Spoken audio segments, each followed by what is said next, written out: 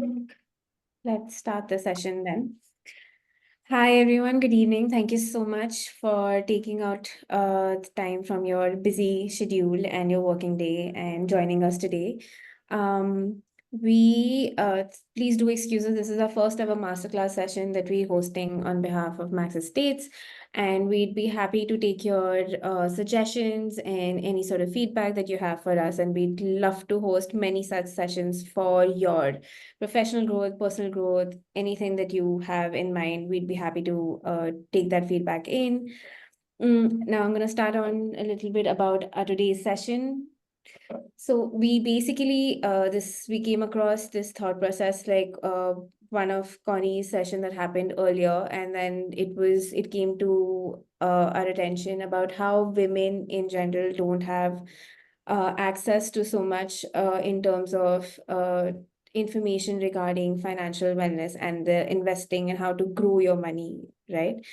So this is one very great thing saying that is basically how investing is the overlooked life skill that grows with you.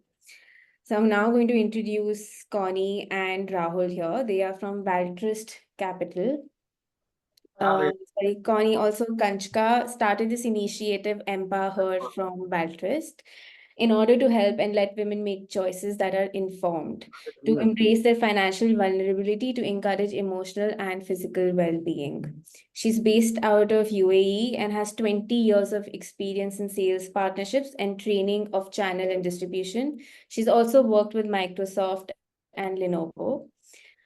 Rahul is a co-founder of Valtrust Capital and director at Valtrust. He has more than 16 years of experience in investments. Prior to starting Valtrust, he has advised transactions of more than rupees 300 billion.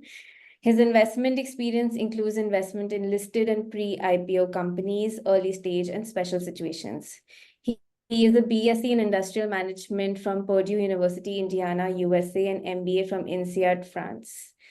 Welcome, guys. Thank you so much for hosting the session. And I think I'm now going to hand it over to you to take this forward.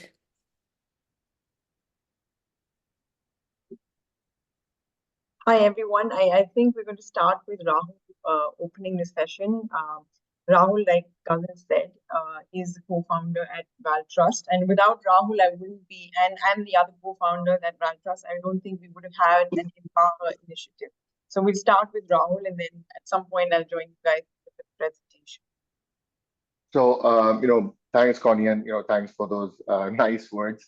Um, Ghazal, thanks for having us here, and thanks to Max Estates for organizing this. Um, as Connie said, EmpaHer initiative is very close to us. It's a very purpose-driven initiative, and we are quite happy that Connie is here to spearhead this. What I will do is I'll give you a quick introduction about Valtrust and what EmpaHer is, and probably then we can dig down deeper. So we identify ourselves as a multifamily office. Essentially, we help investors invest into various investment opportunities. We co-invest with our investors. What that means is wherever we are investing, that's the same opportunities the investors are investing in. So we believe in alignment. We don't have any sales team. We work more through references and word of mouth, and we kind of more comfortable that way. We have two verticals: the asset allocation vertical and the asset management vertical.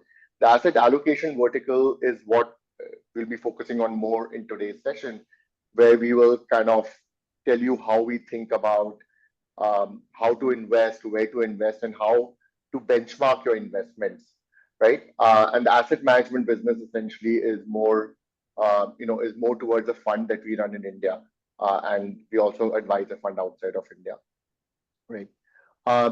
Essentially, Valtrust was from, okay. So we've been very fortunate. We've been covered with a lot of established media houses. Our views have been recognized, and we are quite happy to do that. Some of them include the Mint or the Fortune, Bloomberg, etc. Right. So this is just some of the articles that we've come up with. What I've kind of requested Ghazal is at the end of the after this session, she can send you guys all a link where you can become a part of a WhatsApp community so we can keep you updated with the investment updates that we have. Can we go to the next one, please? So this is the core team. Essentially, how Valtrust was formed was we were investors who kind of came together and said that we would like to manage our own wealth in a transparent way, in a way that's inheritance friendly and can pass on to the next generation. We are not wealth managers or private bankers by training or by our history, right? We all investors, we made investments, some good, some bad, learn from that, and kind of put all that learning, that practical learning and experience that we have into Valtrust, so that others can benefit from it and grow along with us. This is just a quick background. You know, we have Amit and Aryant who are not here on the call with us. You know, and that's Connie, whose actually name is Kanchaka, but and that's me, Rahul. But we can go to the next slide and talk a little bit.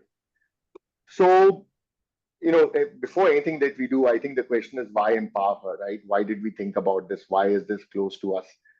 You know, I have two daughters, right? And I think, as Ghazal said it very, very well in the beginning, we think financial awareness and financial investment is a life skill, and is a life skill which is often overlooked, right? It was very important for me that you know, my spouse and my children do understand financial, you know, do understand financial investments and are able to and are aware and how to take decisions around it. And when we met Connie, this whole EmpaHer initiative came along. And apart from that purpose, it also makes a lot of business sense, right? Because women are now contributing more and more to the workforce, to, you know, towards the growth of the economy, right, and the family. So it's very important that they understand how to manage their money. In addition to that, there's a significant amount of inheritance that is going to come, and a large part of that inheritance is going to be towards women, right? So we thought it's very important for women to understand financial investments, not only for the money that they're earning, but also for the significant amount of investments, inheritance, sorry, that they're going to be receiving in due course of time.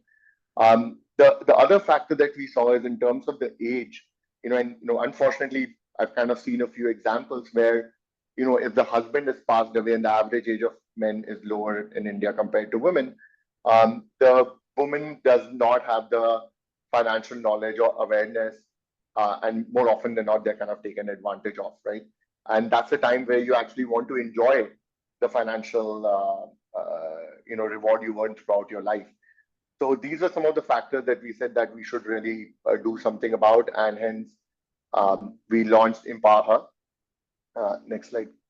So EmpaHer essentially has four pillars, right? One is empowerment, saying that it is important, you know, for women to understand financial investments. It is important for women to get the right professional advice with real life example and concepts. It's in, you know, and I think somewhere it's all in the mindset, because, you know, specifically in the financial world, we use so much jargon that sometimes, you know, people who are not aware of the financial world get confused. So, but it's fairly logical. So kind of break it down into a more palatable format so people understand it. And, you know, the fourth pillar is to look ahead, right, on the future, so that they're able to plan the financial as per the future goals, right? So that's just a quick introduction, but now I will kind of leave it to Connie to take us through what we want to discuss actually. Okay. Thank you, Rahul. Thank you, Ghazal. Now, this introduction and what we believe for EmpaHer, hopefully we're going to be able to cover a lot of the common questions or common topics that Ghazal has shared with us. While we decode the success for empowered women, what our thoughts are, what kind of scenarios, what kind of processes we follow. So we'll take it from there, and then happy to answer any questions between Rahul and me once we finish.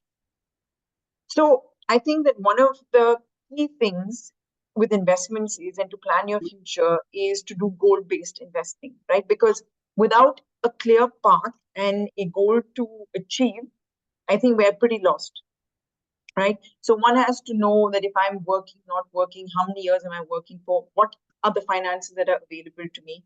What do I need the money for? I could need it to go on a holiday. I could need it for my marriage. I could need it for education. I could need it for health. And specifically in a country like India, right, where we are not covered by public healthcare, may not be the best. Public education may not be the best. So we're constantly saving for one thing or the other, right?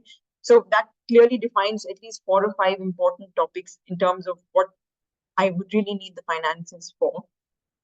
Is the money that I have, is it enough to meet my needs? And that's what we're going to cover with some live examples of what kind of returns one should be looking at, what may be the better means of investing versus, quintessential fixed deposits that say for generations that have been followed, and why other types of investments are better than a fixed deposit. And how do I fill the gap is, and what kind of strategies that we use, right? We all have doubts. You will see that we want capital protection. Everybody is very concerned that, I may lose my money. So we're going to try and cover some of those topics as we go along the presentation. But I think at the end, at the back of everybody's mind, every woman's mind, I think that to have a goal in order to achieve would be the key to defining how to get there, right? And we at Valtrust, one of our roles is to help people to get to their goals, right? Otherwise, it's a pointless and futile journey.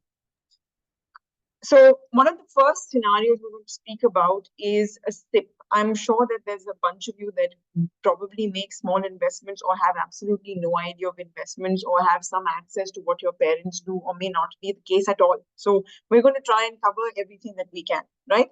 To cater to everybody's requirements or lack of knowledge or add to their existing knowledge, right? So a SIP is very commonly called a systematic investment plan. It's a form of staggered investing, right? Whereby every month you save, you put aside a certain amount of money.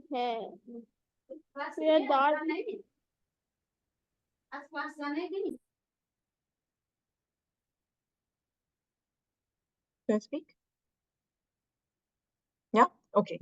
So the idea is that the SIP follows one simple fundamental of investing, right? Which is it uses compounding as a form of investing, right? Compounding is something that we were taught in schools, but I don't think that we quite understood the value and the kind of wealth it can actually add to one's portfolio. So this example here, we look at 3 scenarios, right? Where you invest, you save aside 15,000 rupees a month, 30,000 and 50,000 rupees a month. Again, all depends on every individual's ability to put aside X amount of money. And say that we're given the current working age of 25, okay, we have a 40-year horizon in mind, or say 20 to 40 or 25 to 65, however you wish to do the math. This 15,000 rupees, I'll start with the left-hand column of 15,000 rupees a month, which equals to about a 1.8 lakh rupees for the year, growing at a value at a rate of 12% per year. If invested for a period of 5 years, will give you 12.23 lakhs, right? Because the 12% is compounding every single year. If you do the same investment for a period of 10 years, you get 33.6 lakhs. What is very interesting to see is how from 35% on your investment, which is a return that you get in 5 years, after 10 years, you're making 86% on that investment. So it just shows you the sheer impact that compounding has on your principal amount. And if you are in a situation where you can do this for the next 40 years, you reach as simple as 15,000 rupees a month growing at 12%, you can get up to 14.7 crores, right? Because today, if we look at it, I think one of the key reasons why we're also having this is because we tend in our youth to, through excitement and for valid reasons, we spend a lot of money on, simple, small things without even realizing where the money is going. A lot of us don't even take into account where the money is spent. Maybe we don't maintain an Excel with our expenses. Maybe we do. But if we are able to create a discipline, right, where every single month we're able to put some money aside, we see the value that we're adding to our bank accounts and to our own, mental wellness, if you ask, right? Because the whole idea is that financial wellness leads or impacts your mental wellness greatly. Now, if we look at another scenario where the same amount of money being invested, so instead of 15,000, I'll take 50,000 rupees a month, in between 30,000. So, which you can look, and we're going to share the presentation, so everybody can have a look at the different scenarios, and you have an idea written in black and white. And these are all real calculations. This is not made up in the air. This is through calculators and real calculations with real scenarios.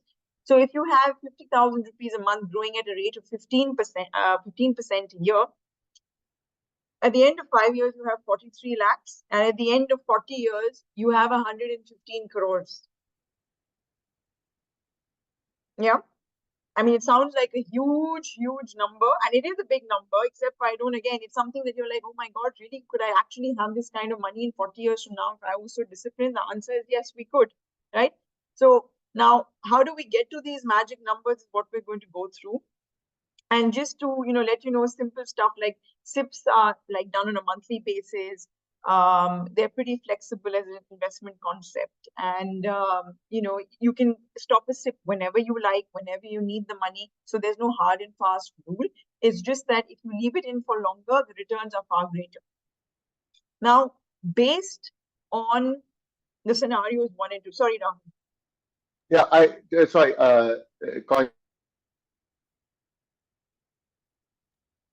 yeah, one of the things I get quite often about SIPs is that if I start a SIP and it hits my account, and if I don't have the money, then what happens? Will I be penalized?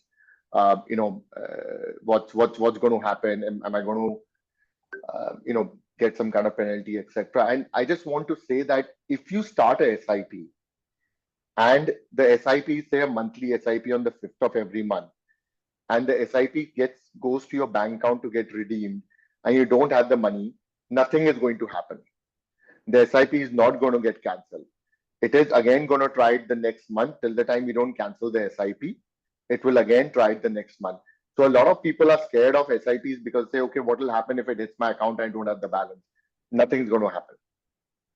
Sorry, Connie, I just thought that. No, I think that's a very valid point, because I mean, it's actually good in a way that we present concepts, and if there are any doubts that we also have in terms of questions that we get asked, we'll share them immediately so that there's no confusion on the concept. Because a lot of times what happens is we'll go through the presentation and you think of a question, and then maybe by the end of the presentation you've forgotten about it, right? So we'll try and answer what we can, whatever we think of as well. So given the previous two scenarios that we had of two rates of returns that we were looking at in one's working life, active career of 20 years or 40 years, whatever it may exist, sometimes even 10 years, right? And because if we look at women, right, sometimes you do have a successful career that can last 40 years. Sometimes you may just have one for 10 to 15 years. We have children. We may or may not get back into the workforce. So the whole idea is regardless of whether one is able to set aside a certain amount of money for 10 years or 20 years or 30 years, the impact it has on your life, number one. And if you're able to leave it in for a longer term, then, if you look at retirement, for example, now we're coming to the first goal of investing, which could be retirement. So this we look at, say we take the first two scenarios at the age of 20 to 60, correct? We say retire at 60, and you're looking at another 30-year period. It could be 10 years, it could be 20, nobody knows, but we're taking a 30-year period. So the age of 60 to 90. When you had 15,000 rupees a month growing at 12%, you can set up something called an SWP. Once you invested consistently in an SIP, you can set up an SWP, which is called a systematic withdrawal plan, right? Based on your requirements, because assuming in that time you have no real active income, correct? So the idea is to create a passive income for yourself in time to come. So at age 60, if you did the investment for 40 years, you would get 14 lakhs a month that you can withdraw consistently for a period of 30 years, right?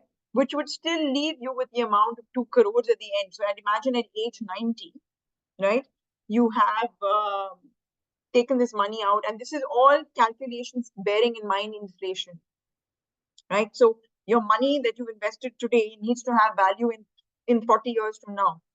That's the whole idea of putting aside an SIP. The return that we're looking at is everything needs to be adjusted for inflation, because what costs 100 today is not going to cost 100 in 30 years or 20 years from now.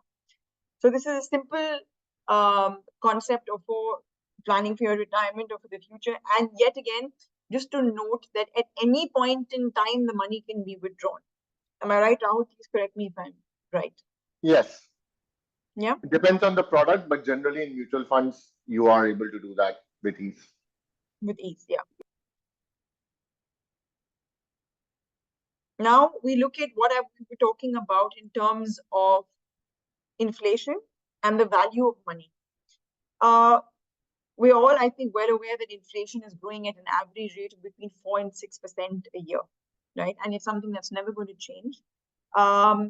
If we look at both of these line graphs, we have two scenarios where we have inflation at 6%. So if we had 100 rupees today, and if you didn't invest it at all, right, at the end of 1 year, it could go down to by 50% to 50 rupees, or by another 30%, by 70% to 30 rupees, right? If you don't invest it wisely, because idle money sitting in the bank is of no use, right? So 100 rupees sitting in your current account, if you don't make any investment at all, is becoming 96 or 95, depending on the calculation or the rate that is provided at the end of 365 days. Similarly, that 100 rupees, if it's consistently lying for a period of 10 years even, is also losing further value, because from 100, if you add 5 rupees every single year, at the end of 10 years, it's gone to 50 rupees, right?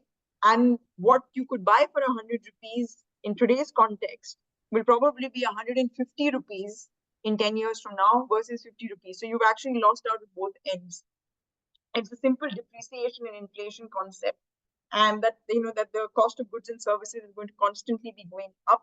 So the idea is to not let the monies lose value. Is there any should we take some questions now, or this is easy to understand? I would say it's a simple concept. Yeah, I think Ghazal is written on the chat box. If anyone has any questions, they can put it there. Yeah, if anyone has anything to ask till now, whatever we've covered in the session, please feel free to put your thoughts, your concerns, or your questions forward. We want this to be as interactive as possible. Yeah, it's a very informal session. Yeah, everybody's free. Anything, and this is like a safe space that we're trying to create. So no question is a dumb question, guys. So just like ask. I've done it already. Okay, done. Okay, so moving on to the next slide. Now we look at another goal, simple goal. Let's assume that I have a daughter or a son called Max, right? And Max either wants to go on many vacations in life when he or she grows up, or Max is going to get married, or Max has to go to school, correct? Or college. Let's say college. Now, say Max is currently 10 years old, right? And we say that at age 25, he or she is going to get married or needs, we put, for example, that this is for a vacation or for a marriage or for education. It could also be the down payment for a house, for example, right? In time to come. It could be, like I said, for anything that could be required at that given point in time. The sole purpose is to make the money grow, keeping in mind inflation, and that it has value at the time that you require it. So from at the age 10, which is 15, and Max requires the money in age 25, which is a period of 15 years from now, a value of 1 crore today with an expected rate of inflation at 6% would become 2.4 crores in 15 years from now. So there's 4 ways to reach this goal, of 2.4 crores. So either the money can grow at 12% a year or 15% a year. Now, these, again, we speak of these rate of returns depending on everybody's investment appetite and approach to investment, which we should cover going further. Now, you can either have a monthly SIP of 50,000 rupees a month, or you can have an SIP just for a period of 5 years. Suppose, say, one says that I have a great job right now, I have the liquidity, let me just put aside 95,000 rupees a month. Who knows whether after 5 years I'm going to be able to do this or not, right? So you have 95,000 rupees a month, or you say, I know for a fact that if I have 61,000 rupees for the next 10 years, easy, no problem, I can manage growing at 12%. Or you have a lump sum, say, you sold some gold, or you got from your parents something, or it could be anything, or you were able to collect, or you got a big bonus, so that means you have a lump sum of 44 lakhs, growing at 12% at the end of 15 years should give you 2.4 crores, right? So this is basically like in investment discipline over time, and there is these four specific ways to which this number of 2.4 crores can be reached. I don't know, Rahul, is there another fifth magical way, or would you say these are the four best ways to reach them? I hope there was a magical way, but it's not. Okay. But there's a fairly important concept, right? I think the goal-based investing um, enables you to invest in a very disciplined approach and manner, right? Again, I would encourage if anyone has any questions to on this, happy to take that. Okay. Now, like we spoke about the returns, we're going to speak about the value of investment and with the different types of returns that it brings, right? Like I said, one of the key things to remember is inflation. It is so important.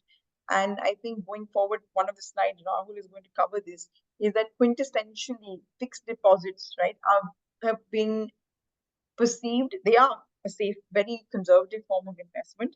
But if you look at today's FDs, 5 or 6%, and you have inflation at say 6%, and you're getting a 5% return, and you're making negative 1%, plus you need to pay tax on the earnings that you have on the FD, correct? So you're actually not making your money work for you at all. So these are some key things. And I think also one of the things is that because nobody ever explained to us process goal-based investing, how mutual funds work, etc. I think by habit, the nature of everybody is to just go and invest in a fixed deposit, thinking hamara to paisa safe hai, it's fine, it's going to be okay, right? So we're going to talk more about that going forward. So just to give you an idea of taking the value of 100 rupees, say in the last 24 years, say 100 rupees in January 2000, growing at a rate of 12%, okay, would give you 17 times, would become 1700 rupees. Whereas if you had 14%, it'll grow to 3024 rupees, which is 30x. And if you keep it in for 24 years, growing at 16%, how different the growth rate, the return that you get on your investment is, right? So this 16%, if you take out 6% of inflation, you still have 10% that your money is grown by, right? So the idea here is basically to signify the difference in the return. Higher the rate of return, the higher the rate of return, and how stark the difference is between 12% and 16%. Numerically, it's only 4%, right, as a percentage, but the value of the investment is a lot. It's 2.5 times. 1700 versus 4158 rupees.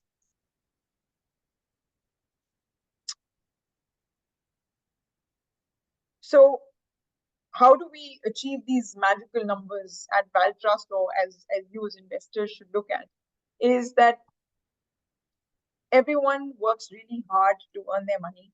I think that everyone wants their capital protected, right? And that's what defines a person's risk appetite, right? You have conservative investors, you have moderate investors, you have high risk investors. So what do we use as a strategy, right?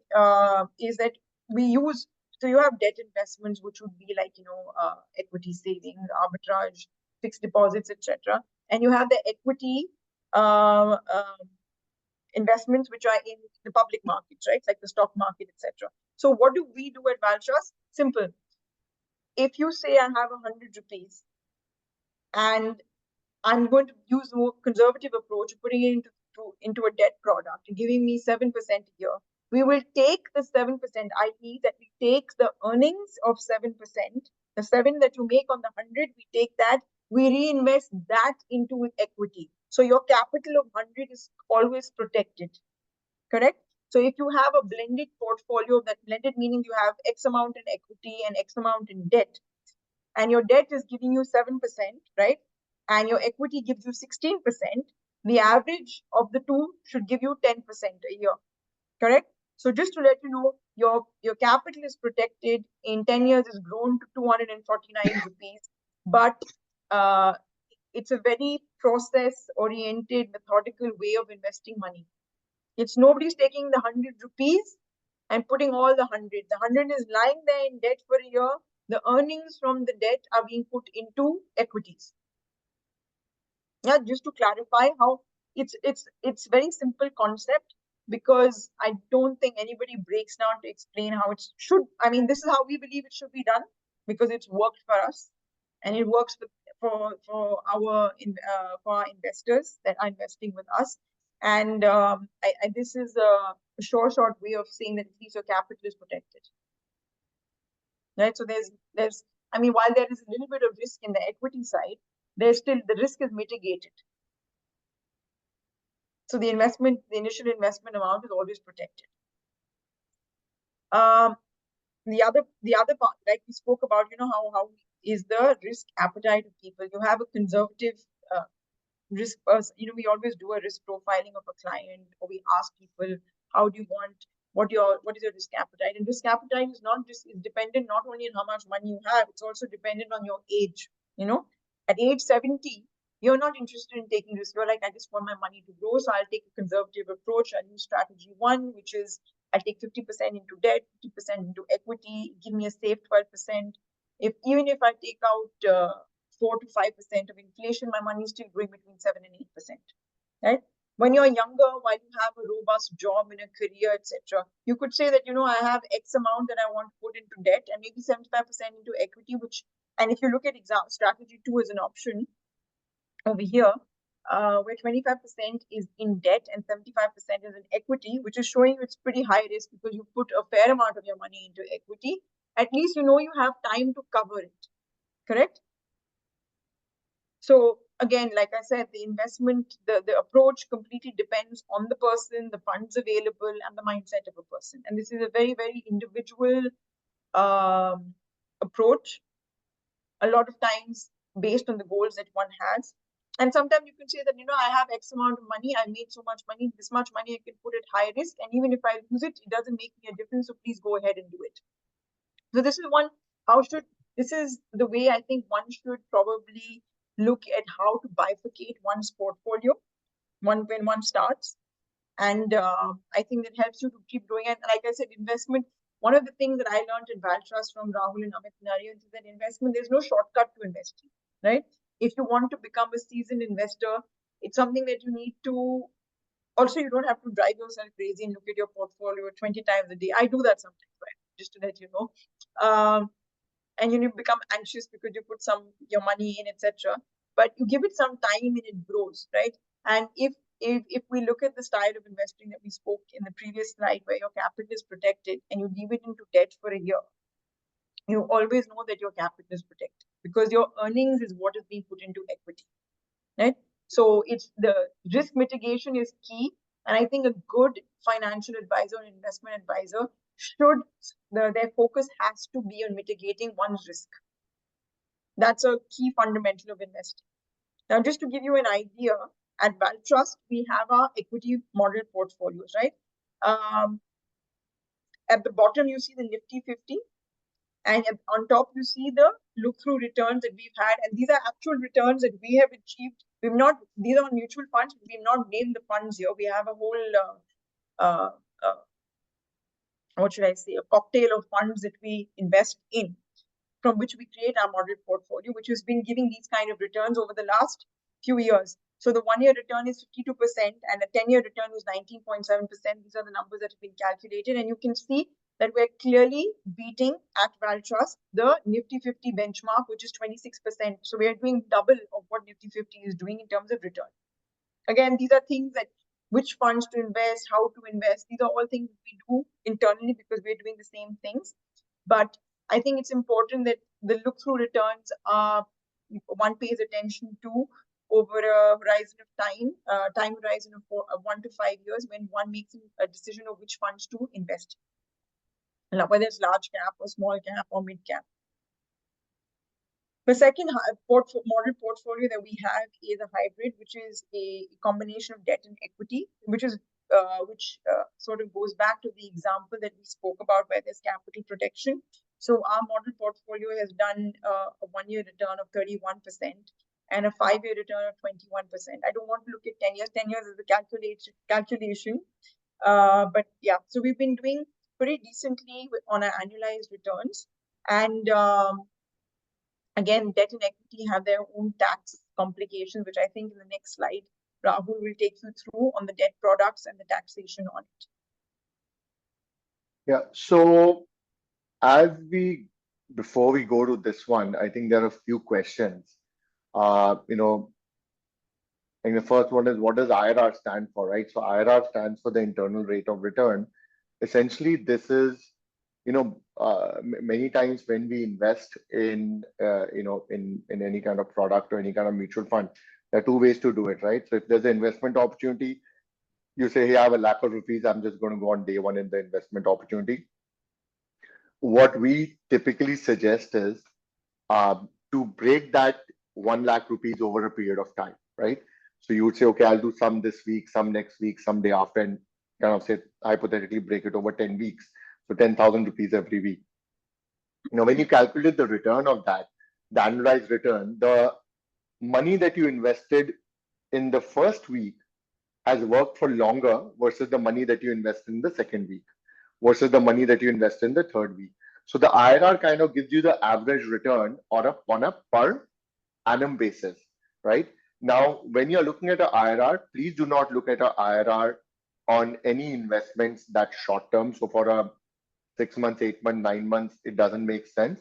But if you say, for example, had an investment for 2 years, 3 years, it is okay to look at the internal rate of return for that particular investment, right? The next question is more in the next question is in terms of what instrument should I invest in, SIP, NSD, FD, RD, gold, etc. Now, one of the things that Connie talked about is that when you're looking at various investments, you look at a few things. One, you look at your risk appetite. Second, based on that, you look at your asset allocation. What does risk appetite depend on? Risk appetite, of course, depends on where you are in your life, career, where you are in your life stage, where you're in your family. Are you going to be closer to retirement, away from retirement, so on and so forth. Now, let's take an example. Let's take an example of myself and let's take an example of my daughter, right? Now, if I look at myself, I'm about 43 years old. What I do is I will have roughly about 60 to 70% of my money in equity. Now that can come through SIPs, which I've done in the past, right? That can come through my lump sum investments, or that can come to the stocks that I have. And the remaining 40% will be in debt, right? Now, debt can be in various forms. It can be debt mutual fund. It could be fixed deposits. It could be recurring deposits. It could be national savings certificates, right? So that all I'll put in the debt category, right? So first of all, it's important to understand debt and equity as two categories, right? And then based on your risk appetite, you go to equity and you go to debt. Now, when I say risk appetite and I say equity and debt is because equity is volatile. It will go up and it will go down. It's doing fairly well right now, but that's not always the case. And historically, equity has gone down. People have lost money. And that's why when people talk about equity, they say, please invest for the longer term because there will be volatility in equity, right?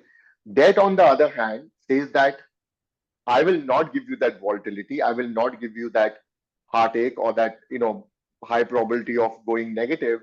But because I'm not giving that to you, I'm going to charge you. I'm going to give you a more smaller, consistent rate of return, right? So, as in the previous slide, Connie said that, equity giving a 12, 15, 16% return versus debt giving about 7% return, right? So that's what you have to consider. Now, if I look at for my daughter, who's much younger, for her, majority of the SIPs that I'm doing for her is towards equity, and that too towards the smaller and the mid caps.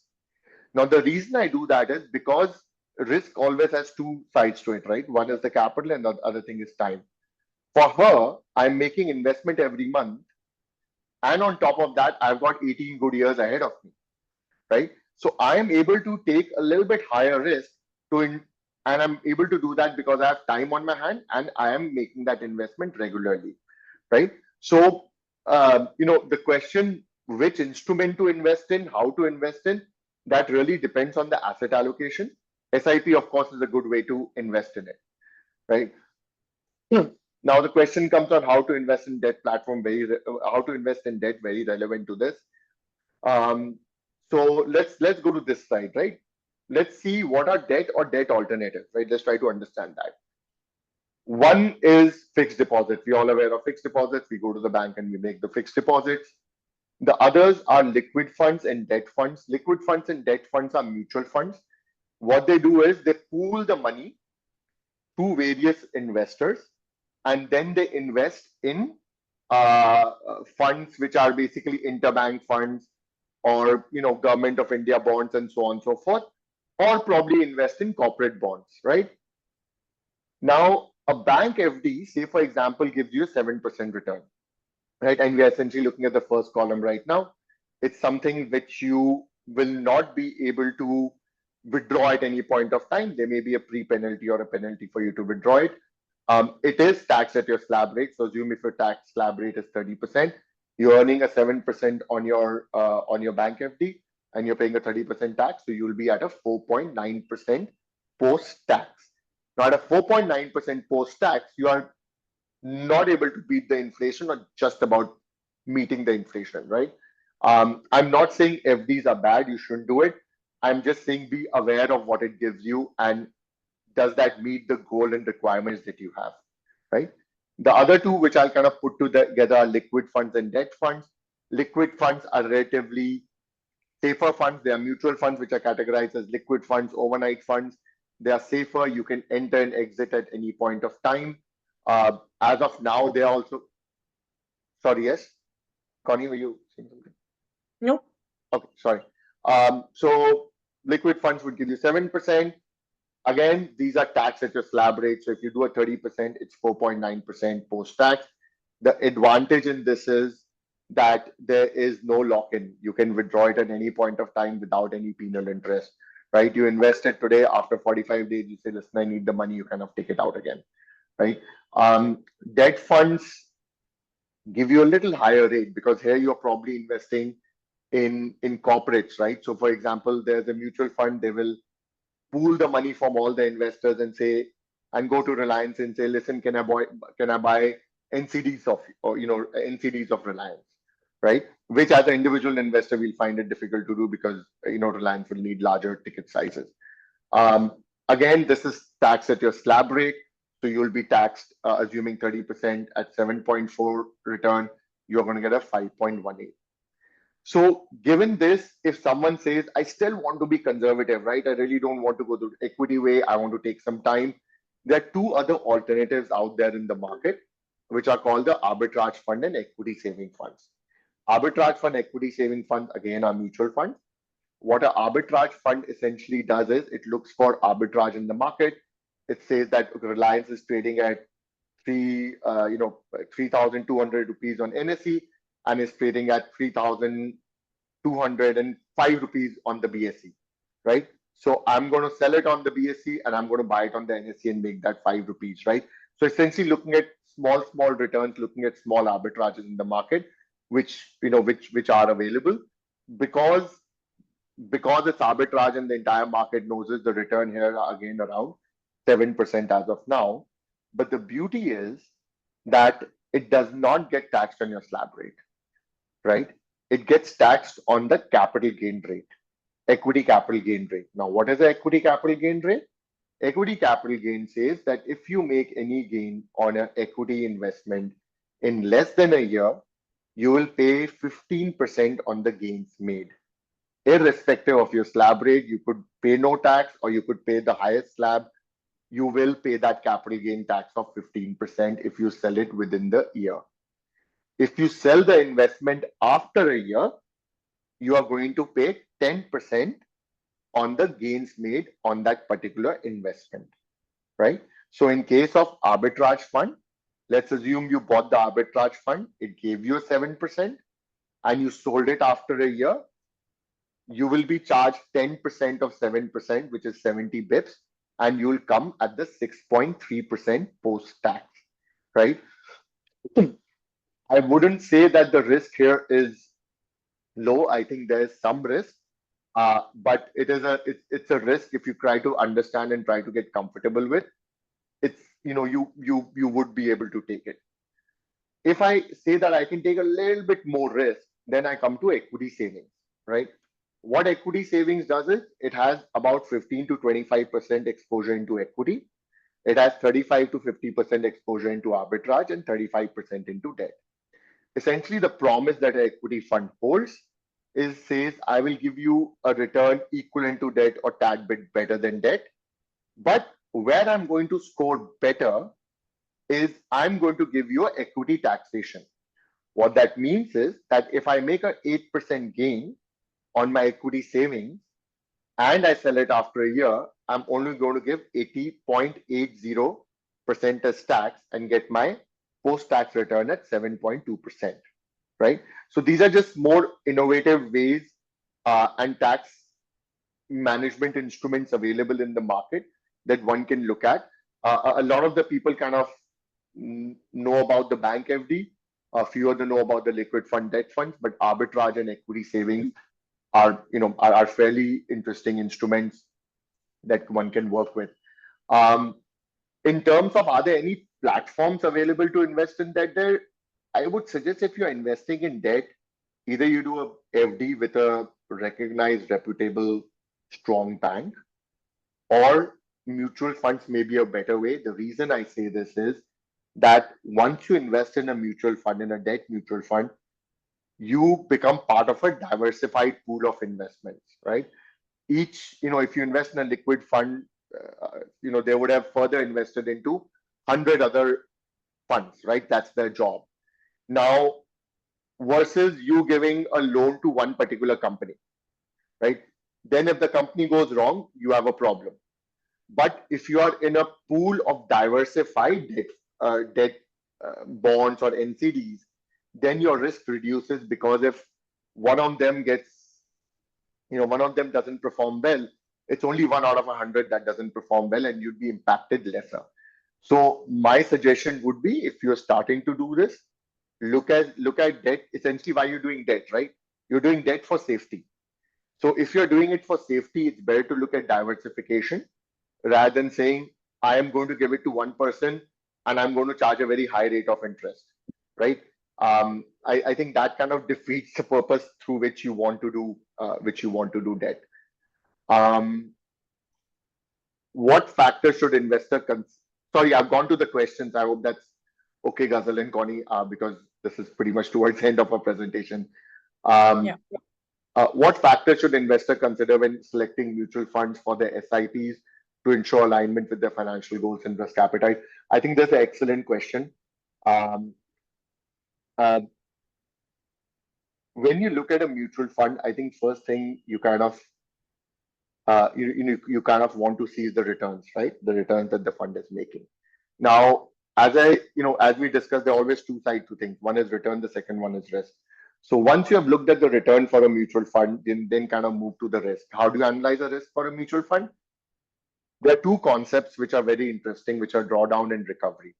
So what you see is, listen, if mutual fund was say trading at 100 rupees a unit and it fell down, and the markets fell down and it fell down with the markets to say 90 rupees a unit, right? When did it kind of go back to that 100 rupees a unit, right?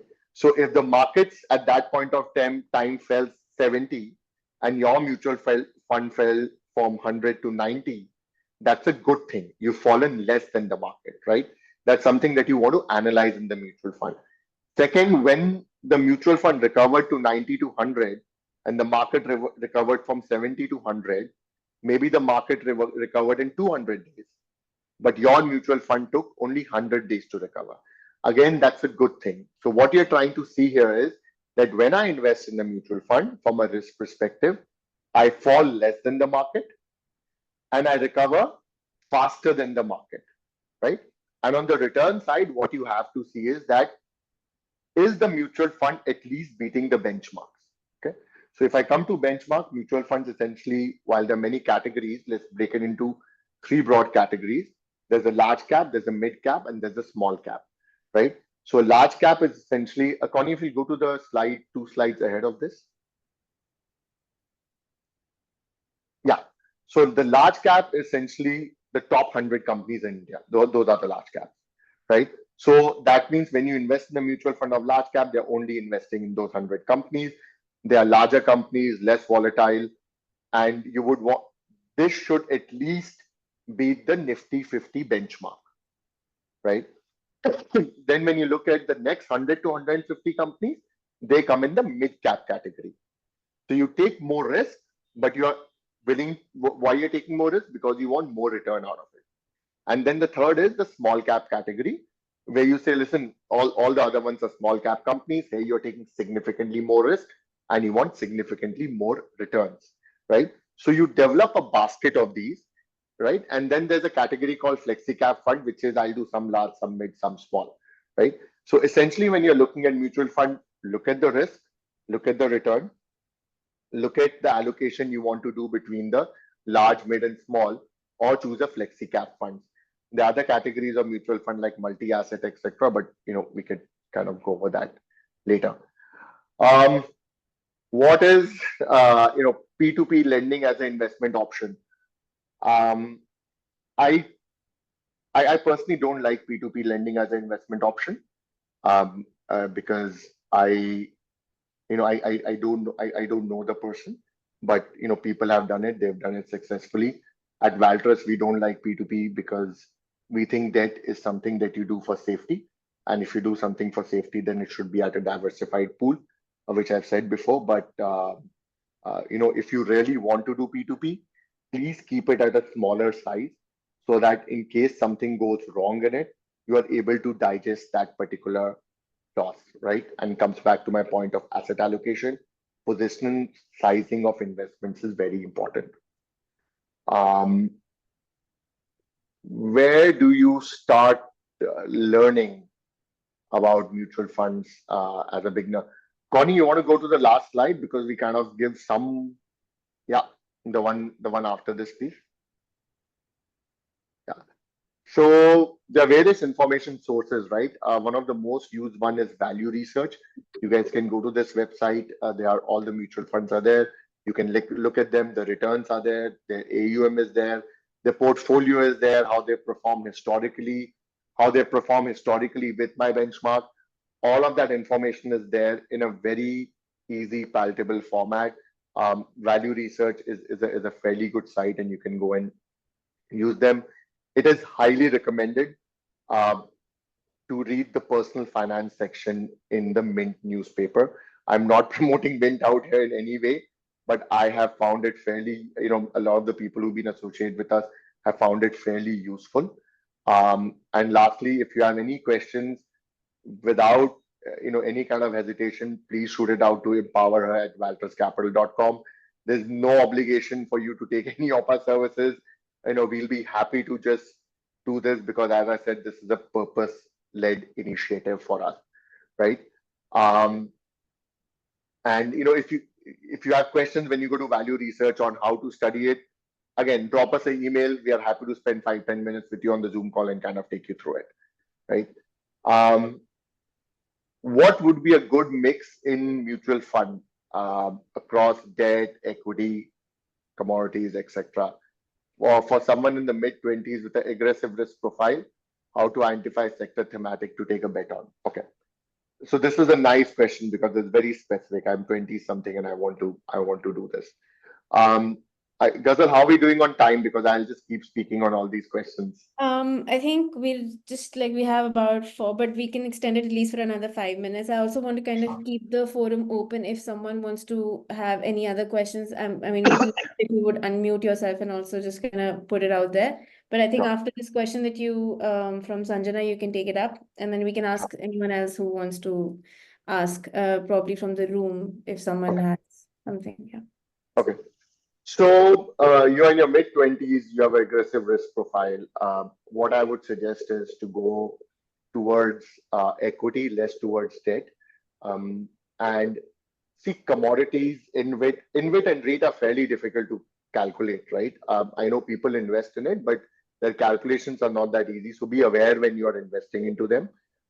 If I just put it very simply, what one can do is keep a lower portion in debt, say maybe a 20 to 30% at best in debt. On the equity side, there are commodity equity funds that you can take exposure to. However, I would suggest for any kind of thematic or sectoral fund, including a commodity fund, keep it to around at maximum 20% of your equity portfolio, right?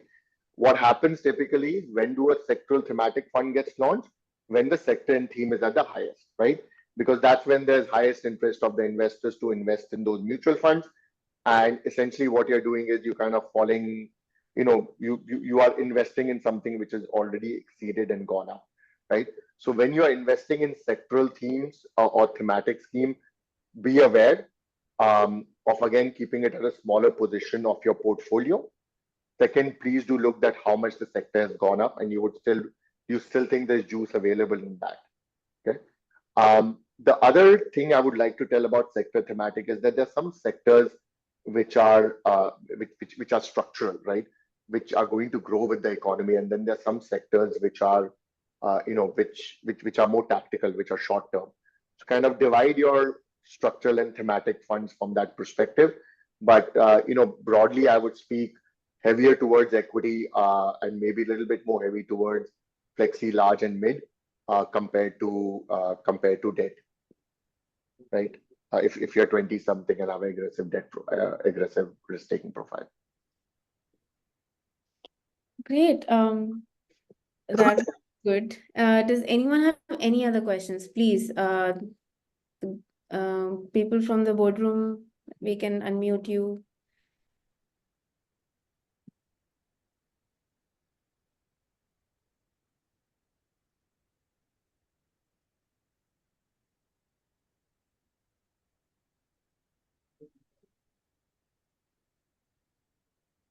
Nothing?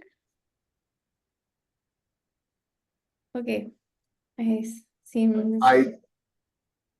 those that we see in the boardroom, how many of you already invest actively?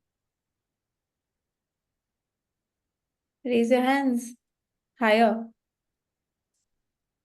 There's quite a few. How many? There's at least 12, 14 of you in the boardroom, I think I can see. Yeah. Right? So at least 50% of you do.